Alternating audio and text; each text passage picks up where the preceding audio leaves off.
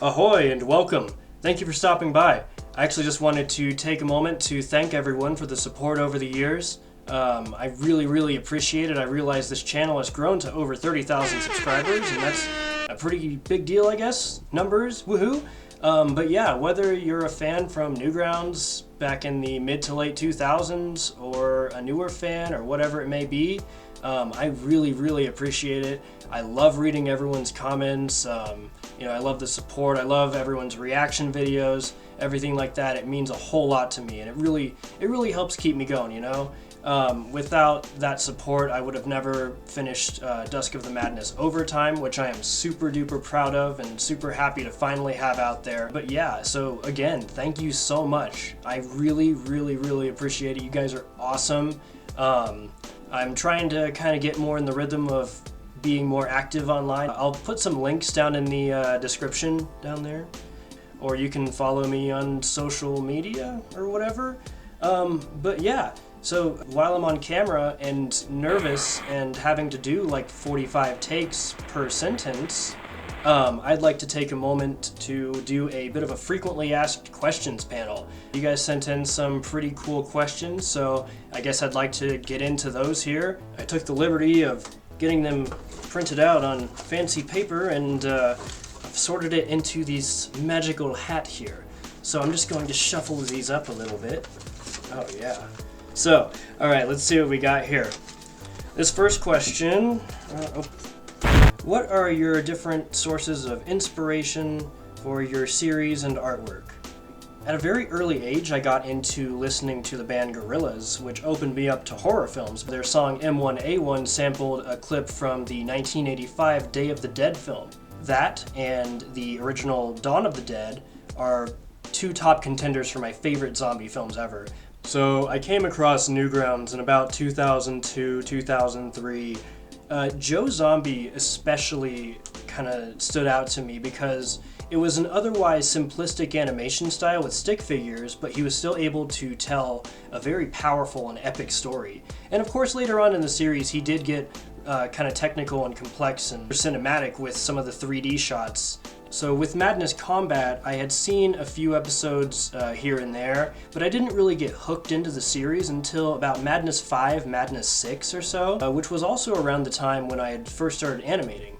I had been working with stick figures and pivot and eventually sprites, but I got Flash and started working with Madness Combat a little bit more. I participated in some collabs, but my first kind of serious effort was Dawn of the Madness in 2008. It was around that time that the zombie hype was really starting to build up. I had noticed there weren't really too many like kind of zombie themed madness entries. One notable one I can think of is Madness of the Dead by Mako Sucks, which is a beautifully disgusting, gorific, awesome little movie. But yeah, so yeah, that's that, I guess. Let's see what else we got here. Oh, this is a good one. Where have you been all this time? / how long does it take to make these? I guess the actual question is like, did it take an actual 8 years to finish Overtime? And that answer is no. I took a bit of a hiatus after finishing Dusk of the Madness. It wasn't until 2012 that I decided to make Overtime. I was unsatisfied with the ending of Dusk, and there was a lot more that I wanted to do. I realized quickly that it was too big of a project to finish that year. So it got delayed, and my intent was to finish it basically as soon as I possibly could. Well, the following year, I ended up moving out on my own. I started focusing a lot more on artwork and my painting. This tapestry right behind me is actually one of my paintings called Atlantean Arbitrium. I made it in 2018. I'll post links, I guess, to where you can get one of these awesome tapestries. This video is sponsored by me, look at that. I started painting just different stores around town. I would paint advertisements for sales on windows. I did a piece like a hair salon. I painted up like basically an entire New Orleans themed restaurant, and I was just kind of doing stuff like that. I had a lot of commission work and selling artwork as well. The display on my computer went out. I couldn't really afford to fix it or anything like that. Now this is an older computer, so I wasn't able to hook it up to my television via HDMI, However, I was able to hook it up via VGA. Oh God. So that put some limitations on it, but I did still end up working on it here and there. But for the most part, I was just focusing on artwork, and I figured I'd get to it. Eventually, I was able to get a newer computer that could run Flash CS6, which could open up my file almost seamlessly, and I was able to resume work. In the summer of 2019, I worked on overtime a little bit, but I was mostly busy with other paintings and commissions and stuff that it wasn't really the top of my focus. I figured, maybe it'll come out 2020. So then 2020 happened. During the first couple of months of the pandemic, I was given the option to take paid leave from my job, and I just thought, you know what, this has to happen now. I have to do overtime this year because I have no idea how this is all going to play out. So I started cranking it out. I would just go at it for like 12 to 15 hours a day until I was either satisfied with what I did or I couldn't visually keep up with, what was going on, or I was literally passing out. Like, I was working on this thing from dusk till dawn till whenever. So how long does it take to make these? It kind of depends. With the first three, I would work on them primarily during the summer vacations because I was, a child. I was 12, 13, 14 years old. I had about 3.5 months or so of summer vacation, and I would spend pretty much most of that just working on animations. So I don't have a good estimate for time because I haven't really clocked in any of these hours. What I can say is after about 3 to 4 months of solid work, I can do a pretty good amount. So I did a little bit more than half of the animation over the course of about 6 months in 2020.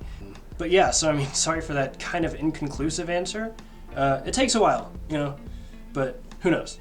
If I'm able to focus on it and nothing else, then they come out a lot quicker. But obviously I have to pay bills and I gotta take care of myself. Okay, let's see what else we got here. Alright. How does the infection work? And why do some characters take longer to transform than others? Okay, that's a good one. So I never really outlined any specific rules for the infection and how it works, but essentially it has a pretty high kill rate where the virus will overload the system and kind of seesaw function in general. Some people might explode. But as far as how long it takes for the virus to go through the body, it's going to depend mostly on the size of the wound and where it's located, its proximity to a major blood vessel or organ. So in some characters' case, it's also going to depend on their health. In some more extreme cases, if the infection is especially high, such as if it's artificially administered to a person, it can cause them to mutate into other things. And we saw a bit of a hint of that with the sample zombies. Perhaps one thing I'd like to kind of explore more is other samples and other experiments and stuff like that. But more on that later. Let's see what else we got here. Okay. Why does a hardened force such as the military succumb so easily to the zombie apocalypse? That's essentially the big question with most zombie movies and post-apocalyptic films in general. Backtracking a little bit with the really high kill rate, you have a lot of people that are just going to die right off the bat. And then you're going to see a lot of disorganization and confusion. You see a lot of soldiers going AWOL, kind of making their own rules, separating and doing whatever it may be. So this series does operate in a universe where zombie movies exist. Obviously, Nick was watching Shaun of the Dead at the very beginning. Obviously, there's going to be a lot of skepticism, is this really happening? I would just say that there's a combination of a really high death rate, there's confusion, disorganization, a dismemberment of society in general. Again, that's something I'd like to kind of explore a little bit more in the future here. All right, let's see what we got. See what else we got. I should probably kind of wrap this up.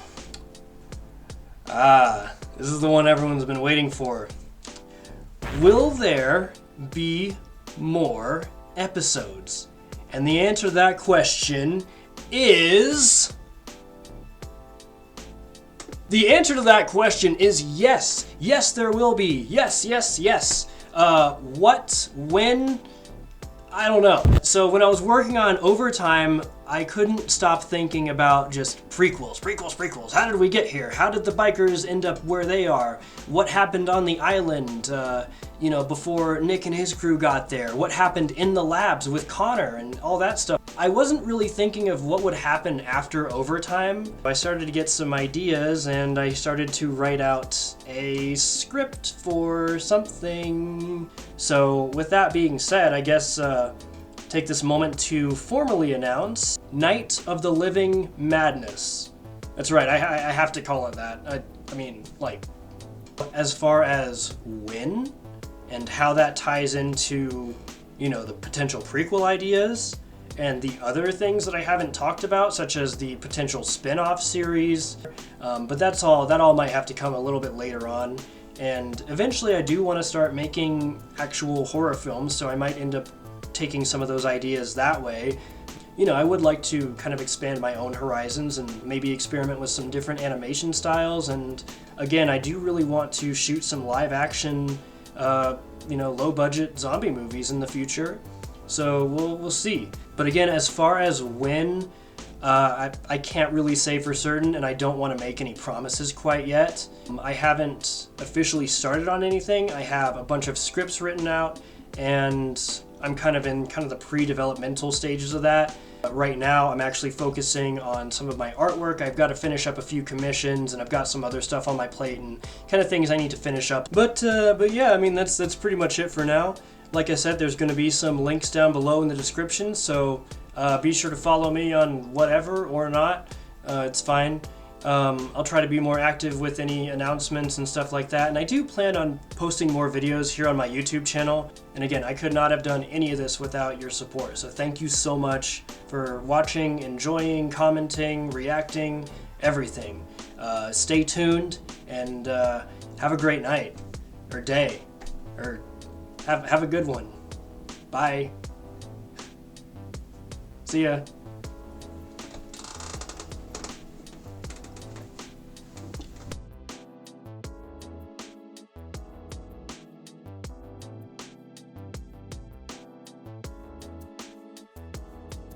Oh yeah.